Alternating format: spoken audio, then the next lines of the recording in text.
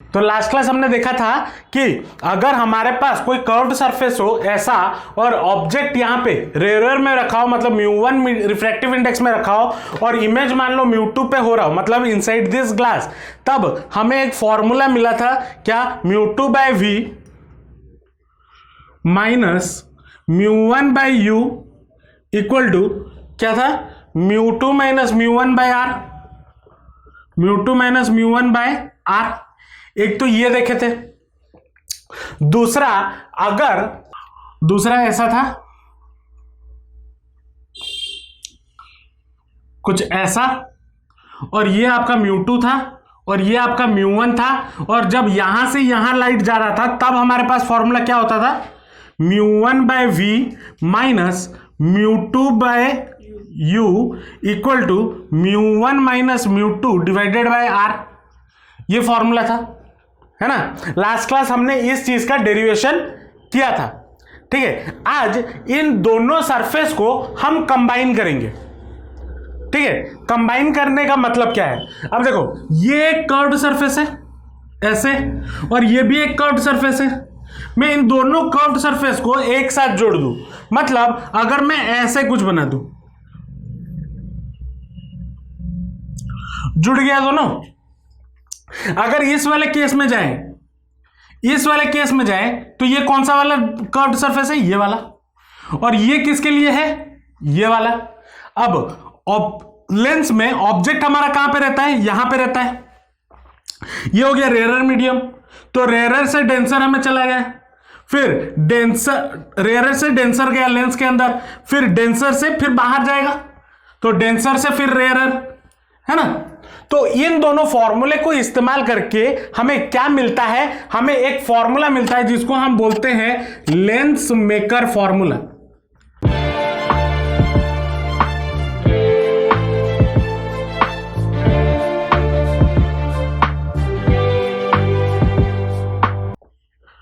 और ये फॉर्मूला क्यों इस्तेमाल किया जाता है, ये फॉर्मूला इसलिए इस्तेमाल किया जाता है, आप जो चश्मा पहनते हो, जैसे मैं भी चश्मा पहना हूं, आप में से बहुत सारे बच्चे पहनते होंगे, या फिर आपके घर में कोई ना कोई चश्मा अगर पहनता होगा, तो वो लेंस जो बना है वो कैसे बना है, और हर इंसान का फोकल लेंथ अलग होता है, किसी को दूर का दिखता है, किसी को पास का दिखता है, तो सबके लिए अलग अलग लेंस बनाना है।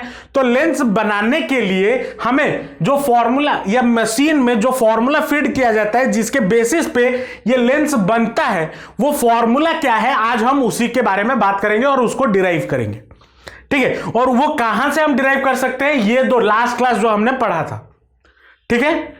इसको मैं मिटा देता हूं, यहां पे मैं दो फॉर्मूला साइड में बस लिख देता हूं। क्या क्या था, μ2/v minus μ1/u equal to μ2 minus μ1/r, और ये कब से कहां था, रेयरर टू डेंसर था। और दूसरा फॉर्मूला था μ1/v minus μ2/u equal to μ1 minus μ2 divided by r, और ये था डेंसर टू रेयरर, ठीक है। इन दो फॉर्मूले की जरूरत है। अब हम लेंथ से थोड़ा डिराइव करते हैं, ठीक है। अब यहां पे मान लो ऑब्जेक्ट रखा हुआ है O, यहां से रे ऑफ लाइट जाएगा, इस सरफेस पे टकराएगा, है ना। ये वाला जो सरफेस है इसको मैं नाम देता हूं A, B और C, और ये वाला जो सरफेस है इसको मैं नाम देता हूं A, D और C, ठीक है। दो सरफेस है, दोनों का नाम दिया। इसका रिफ्रैक्टिव इंडेक्स कितना हो गया, इसका रिफ्रैक्टिव इंडेक्स μ2, इधर बाहर का रिफ्रैक्टिव इंडेक्स μ1, इस तरफ का रिफ्रैक्टिव इंडेक्स भी μ1। अब रे ऑफ लाइट, अगर लास्ट क्लास डेरिवेशन पे ध्यान दो तो रे ऑफ लाइट ऐसे गया, अब यहां से क्या होना चाहिए, इसका एक नॉर्मल होना चाहिए।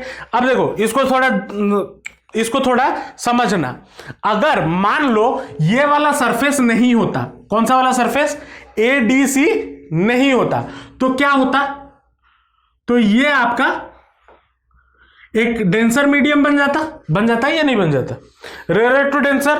तो यहां पे हमारा क्या बनता, एक नॉर्मल बनता या नहीं बनता ना।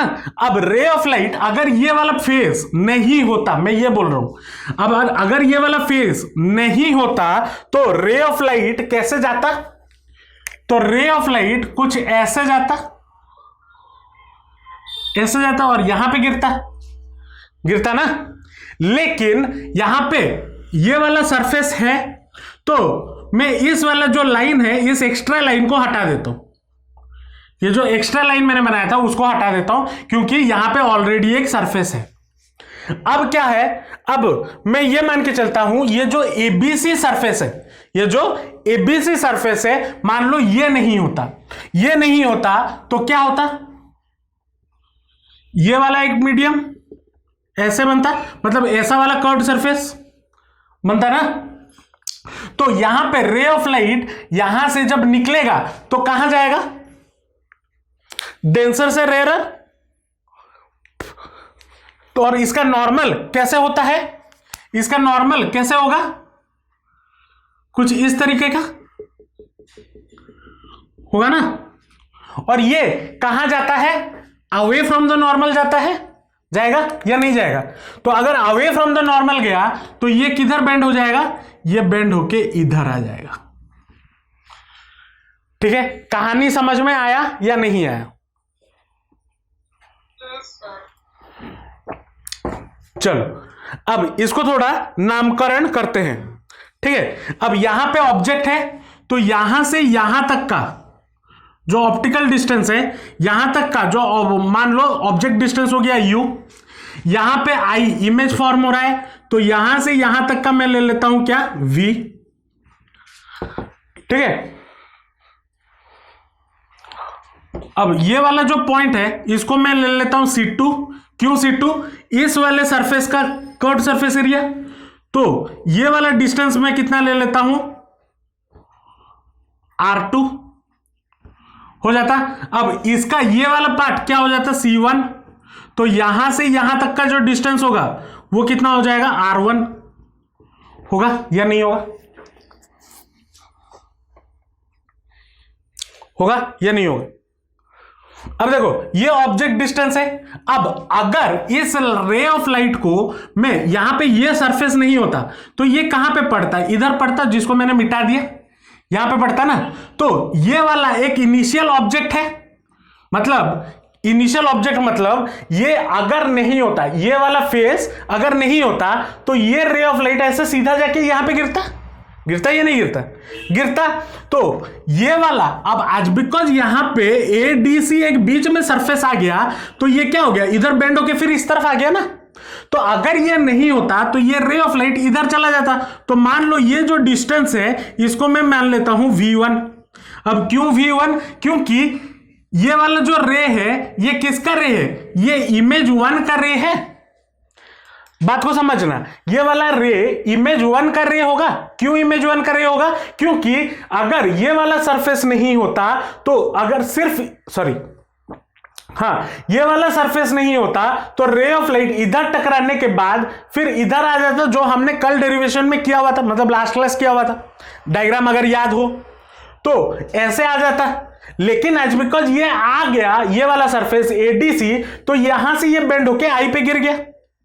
तो ये वाला जो लाइन बन रहा है या ये जो इमेज बन रहा है ये फाइनल इमेज है, लेकिन इनिशियल इमेज कहां बनता है, यहां बनता अगर ये सरफेस नहीं होता।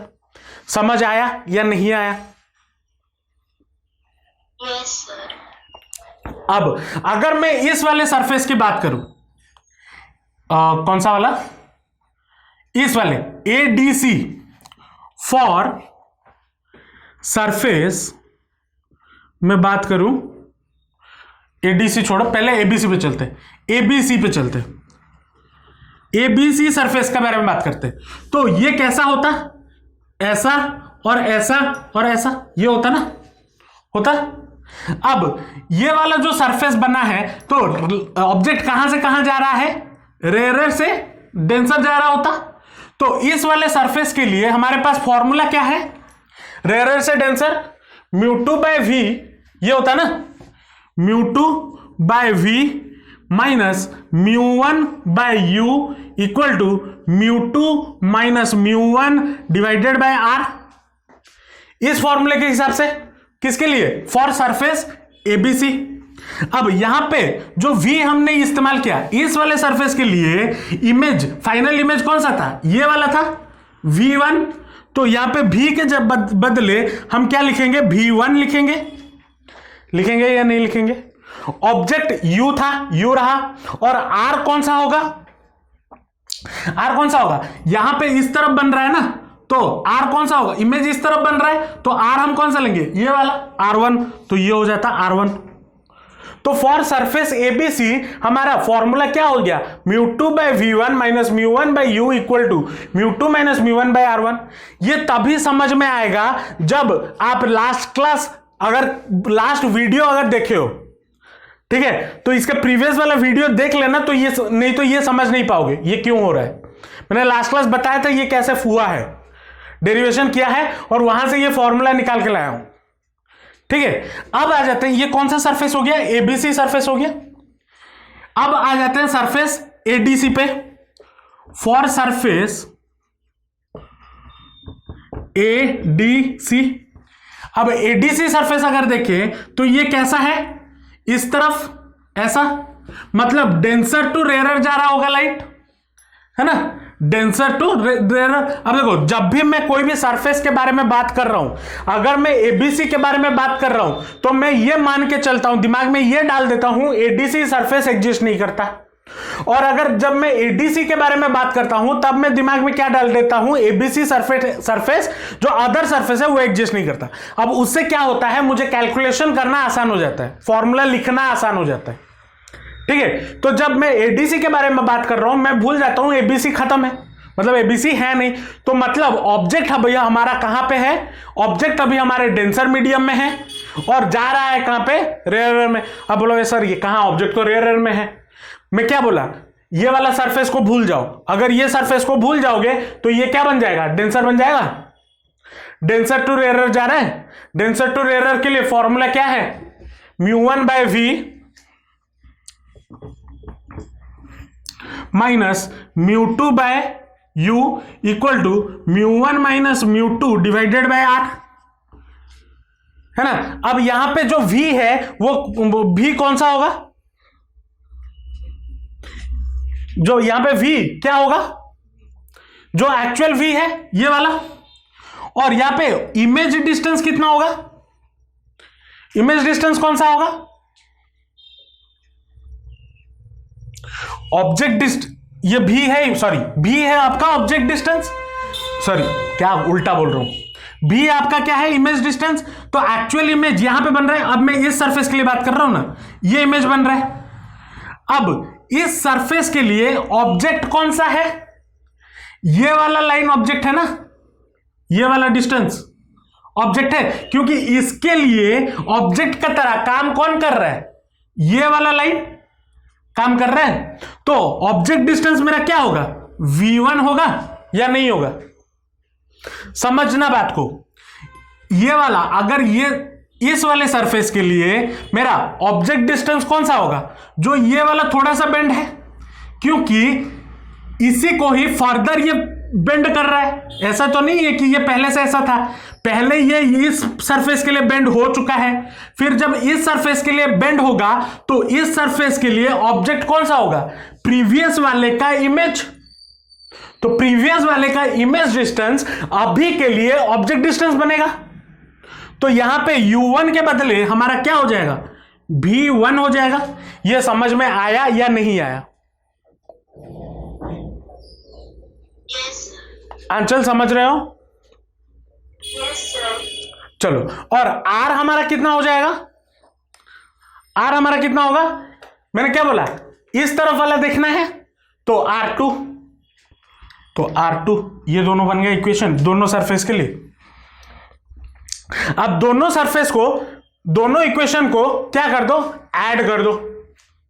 ये मान लो इक्वेशन 1, ये मान लो इक्वेशन 2, एडिंग इक्वेशन 1 एंड 2। अगर ऐड कर दे तो क्या हो जाएगा, μ2 by v1 minus μ1 by u plus μ1 by v minus μ2 by v1, ये होगा equal to μ2 minus μ1 by r plus μ1 minus μ2 by, ये R1 था ना, और μ1 माइनस μ2 बाय R2, ये हो जाएगा। कुछ नहीं किया, LHS को LHS के साथ और RHS को RHS के साथ ऐड कर दिया। ठीक है, तो यहां पे क्या हो जाएगा, देखो ये V1 μ2 बाय V1 और μ2 बाय V1 गेट्स कैंसिल्ड, तो बचा कितना, μ1 by V minus μ1 by U equal to कितना हो जाएगा, यहां से हमारे पास कॉमन कुछ जाएगा। अच्छा देखो, यहां से अगर मैं माइनस कॉमन ले लूं इस वाले टर्म से, तो क्या हो जाएगा, यहां पे आ जाएगा माइनस, और ये हो जाएगा μ2 और ये हो जाएगा μ1, होगा या नहीं होगा, होगा या नहीं होगा। अगर मैं पहले हमारा क्या था, यहां पे μ1 माइनस μ2 था और यहां पे प्लस था, मैं इसमें से देखो यहां से निकाल देता हूं, μ1 माइनस μ2 था डिवाइडेड बाय R2, यहां से अगर मैं माइनस कॉमन ले लूं तो कितना हो जाएगा, माइनस कॉमन ले लिया तो μ1 से एक माइनस चला गया तो माइनस μ1 और प्लस μ2, इसको उल्टा करके लिख दो R2, तो ये कितना हो जाएगा, minus of μ2 minus μ1 divided by R2, ये बनेगा। तो इसके जगह पे ये डाल दो तो कितना हो जाएगा, μ2 माइनस μ1 डिवाइडेड बाय R1, फिर minus μ2 minus μ1 divided by R2, ये बन जाएगा। अब यहां पे देखो μ2 माइनस μ1 मैं कॉमन ले जा सकता हूं, तो और यहां से μ1 कॉमन ले जा सकता हूं, μ1 कॉमन ले लिया, 1 by V minus 1 by U equal to μ2 minus μ1 अगर कॉमन चला गया तो बचा कितना, 1 by R1 minus 1 by R2, ये बचा या नहीं बचा। अब यहां से μ2 जो मल्टीप्लाई में था इसको मैं यहां से हटा के इस तरफ लाके डिवाइड कर सकता हूं, μ1 कर सकता हूं या नहीं कर सकता हूं। तो अब ये मुझे फॉर्मूला मिल गया क्या, 1 by V minus 1 by U equal to μ2 minus μ1 by μ1 into 1 by R1 minus 1 by R2। और हमने छोटे क्लासेस में एक लेंथ फॉर्मूला पढ़ा था, क्या 1 by V minus 1 by U equal to कितना होता है, 1 बाय F होता है। तो इसी चीज को मैं क्या लिख सकता हूं, 1 by F equal to 1 by V minus 1 by U equal to μ2 minus μ1 divided by μ1 into 1 by R1 minus 1 by R2।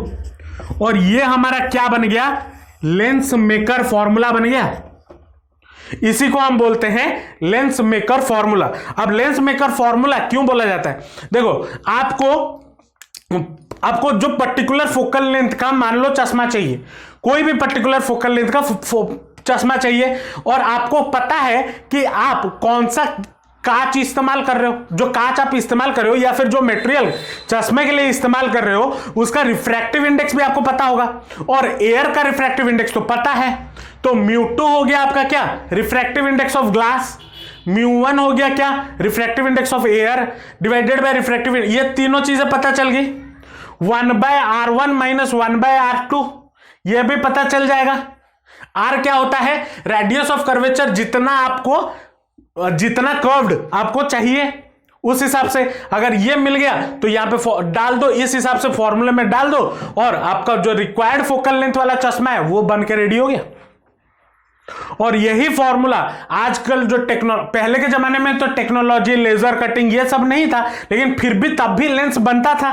तो लेंस बेसिकली इसी फॉर्मूले को इस्तेमाल करके लेंस बनाया जाता था, और इसीलिए इस फॉर्मूले का नाम है लेंस मेकर फॉर्मूला। और ये जो डेरिवेशन है कुछ नहीं है, एग्जाम में 2 मार्क का, ये 3 मार्क का जनरली इसमें से क्वेश्चन डालता है। तो ये डायग्राम बनाना है, इतना लिखना है, लिखने के बाद 3 मार्क का क्वेश्चन में ये 1.5 मार्क का हो गया, और एक 1.5 मार्क का क्वेश्चन न्यूमेरिकल इसमें डाल देता है इस फॉर्मूले के बेसिस पे। हो गया, आसान है, 3 मार्क का कंपलसरी आ गया एक क्वेश्चन।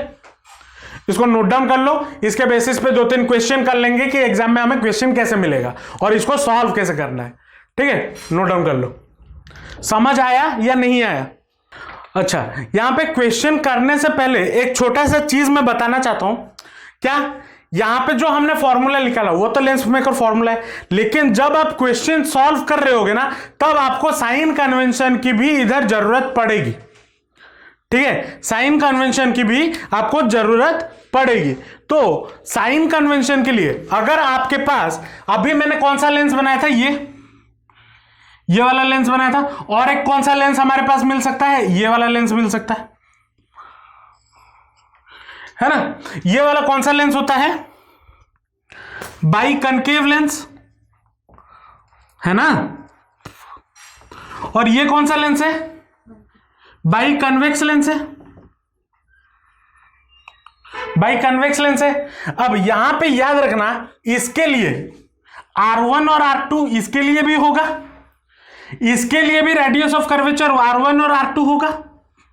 इसके लिए जब R1 आप ले रहे होगे वो हमेशा आप क्या लोगे, नेगेटिव। किसके लिए, अगर बाई कनकेव है। और R2 क्या लोगे, पॉजिटिव।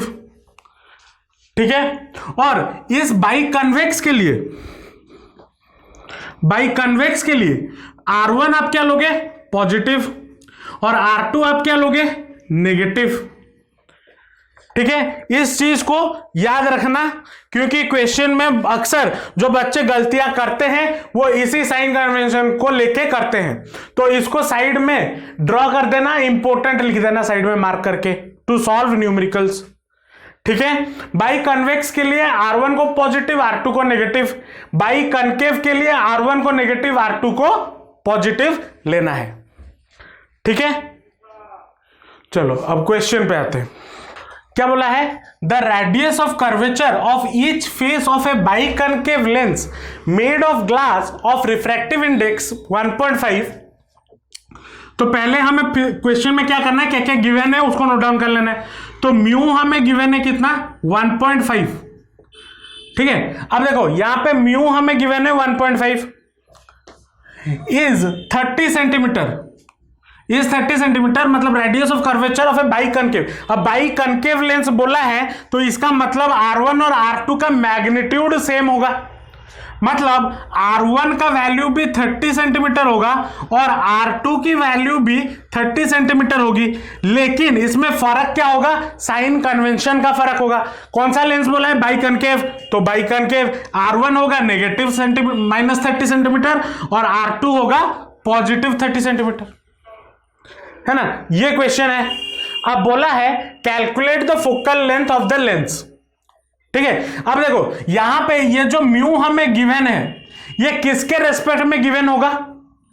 अगर आपको सिर्फ म्यू गिवन है तो इसका मतलब आपको जो रिफ्रैक्टिव इंडेक्स है वो किसके रेस्पेक्ट में है, एयर के रेस्पेक्ट में। तो फॉर एयर, अच्छा यहां पे जो मैंने फॉर्मूला लिखा था ना, फॉर्मूले के नीचे और एक चीज लिख लेना, अगर when lens is placed in air, when lens is placed in air, तब क्या हो जाता है, μ1 जो हो जाता है वो 1 के बराबर हो जाता है और μ2 जो हो जाता है वो μ के बराबर हो जाता है। ठीक है, देयरफॉर तो फॉर्मूला क्या हो जाएगा, 1/f is equal to μ-1 into 1/R1 minus 1/R2, ये हो जाता है। ये भी फॉर्मूला साइड में लिख लेना, स्टार मार देके, मैं ये बोलना भूल गया था। ठीक है, तो यहां पे एयर के रेस्पेक्ट में बोला गया है, अब फॉर्मूले में डाल दो, 1/f इज इक्वल टू कितना हो जाएगा, 1.5 minus 1 whole into 1/R1, 1/R1 हमारा कितना है -30, फिर माइनस ऑफ 1/R2 कितना है +30, ये हो जाएगा। अब इसको अगर सॉल्व करें तो ये कितना हो जाएगा, 1/5 माइनस 1 0.5 इंटू इसका एलसीएम कितना हो जाएगा 30 होगा ना। अब देखो यहां पे माइनस को ऊपर मत लेके चला जाना,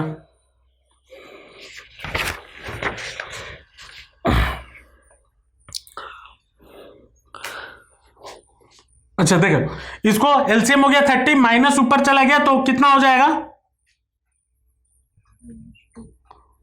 नहीं गलत बोला, सॉरी, तो ये कितना हो जाएगा -1 तो -2/30 ये आएगा। तो that will be equal to 1/f is equal to minus 0.5 into 2/30, ये होगा।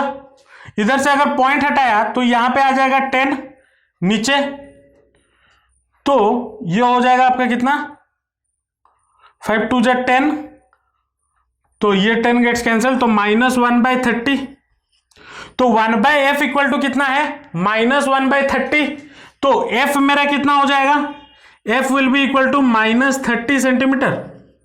और इस माइनस से यह पता चलता है कि जो लेंस आपका है बाइकनकेव लेंस, वो माइनस साइन डिनोट्स दैट जो लेंस आप निकाल रहे हो उसका वो कौन सा लेंस है, बाइकनकेव लेंस है। अगर याद हो मैंने बोला था focal length of A biconcave lens, इसके लिए फोकल लेंथ मेरा क्या होता है, हमेशा नेगेटिव होता है, और इसके लिए फोकल लेंथ क्या होता है, हमेशा पॉजिटिव होता है। याद आ रहा है, साइन कन्वेंशन के क्लास में बताया गया था। चलो मान लो क्वेश्चन गिवन है the radii of curvature of the faces of a double convex lens are 10 centimetre and 15 centimetre and if the focal length is 12 centimetre what is the refractive index of the glass. यहां पे refractive index पूछा है। अब यहां पे lens क्या है, solution पे चलते हैं।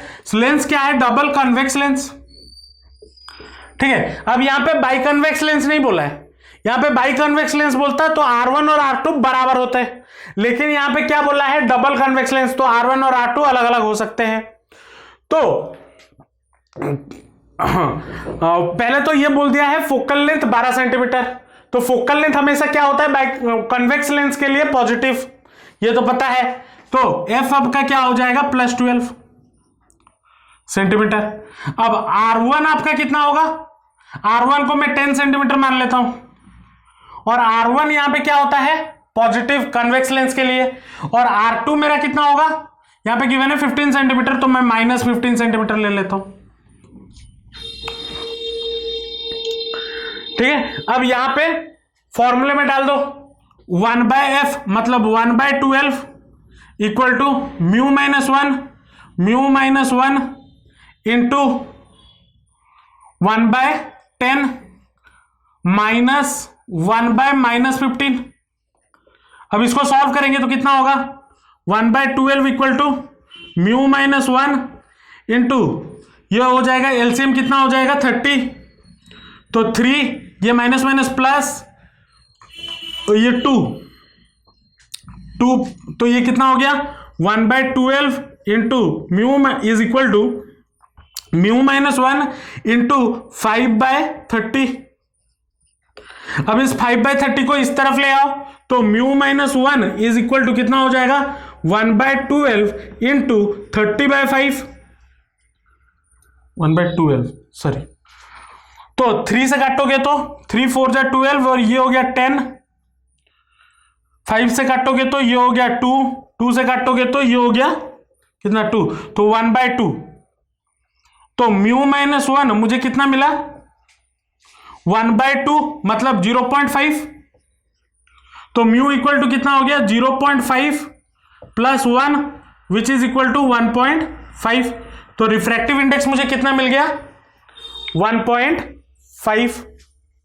चलो मान लो नेक्स्ट क्वेश्चन ये बोला है, क्या बोला है find the radius of curvature of a convex surface of A plano convex lens. अब प्लानो कन्वेक्स लेंस कैसा होता है, प्लानो कन्वेक्स लेंस में अगर मैं सोल्यूशन पे आता हूं कुछ ऐसा होगा, एक तरफ प्लेन और एक तरफ कर्व्ड, ये मैंने बताया हुआ है प्लानो कन्वेक्स लेंस, और बोला है whose focal length is 0.3 metre. अब कन्वेक्स लेंस है तो फोकल लेंथ आपका क्या होगा पॉजिटिव होगा, चाहे वो कैसा भी कन्वेक्स हो, तो एफ हो गया आपका पॉजिटिव, और फोकल लेंथ कितना है 0.3 मीटर और विथ ए प्लस साइन, ये हो गया। और whose focal and R I of the material मतलब म्यू आपको कितना गिवन है 1.5। अब देखो यहां पे मुझे R1 और R2 दोनों चाहिए, ठीक है, तो मैं यहां पे क्या मान लेता हूं, ये वाला R2 है, सॉरी ये वाला R1 है, इस तरफ अगर मेजर करेंगे तो वो R1 होता है, और इस तरफ अगर मेजर करेंगे तो वो R2 होता है। अब मैं अगर R1 यहां पे क्या होता है हमारा पॉजिटिव होता है, मैं क्या करता हूं, मैं R1 को इंफिनिटी ले लेता हूं। मतलब इसको जो ये डायग्राम है, इस डायग्राम को मैं थोड़ा चेंज कर देता हूं, कुछ ऐसा बना देता हूं, ऐसा कुछ लेंस है, ठीक है। इस तरफ अब R1 इंफिनिटी क्यों हुआ, क्योंकि प्लेन, कोई भी प्लेन का रेडियस ऑफ कर्वेचर कितना होगा, कर्व्ड है तभी रेडियस ऑफ कर्वेचर है ना। अगर प्लेन होगा तो उसका रेडियस ऑफ कर्वेचर कितना होगा, इंफिनिटी होगा ना। तो R1 मेरा कितना हो गया, इंफिनिटी। और R2 मुझे निकालना है, तो R2, अब R2 का साइन कन्वेंशन मेरा कितना हो जाएगा, R2 हमारा क्या होता है, नेगेटिव होता है। तो R2 हमें निकालने के लिए बोला है, तो मान लो ये है इसको मैं लेट R2 जो है वो इसको क्या मान लेता हूं, -R मान लेता हूं, ठीक है। अब मैं यहां पे क्या करता हूं, फॉर्मूला डालता हूं, तो फॉर्मूला कितना हो जाएगा, 1/0.3 मतलब 10/3 है ना। अच्छा नहीं समझ आया, इसको फॉर्मूला में डाल के ही करते हैं। 1/0.3 इक्वल टू 1.5 - 1 इंटू 1/R1 मतलब 1/इंफिनिटी, फिर -1/-R। R2 के जगह पे -R डाला, R1 के जगह पे इंफिनिटी डाला, म्यू के जगह पे 1.5 डाला और F के जगह पे 0.3 डाला, है ना। यहां तक समझ में आ गया।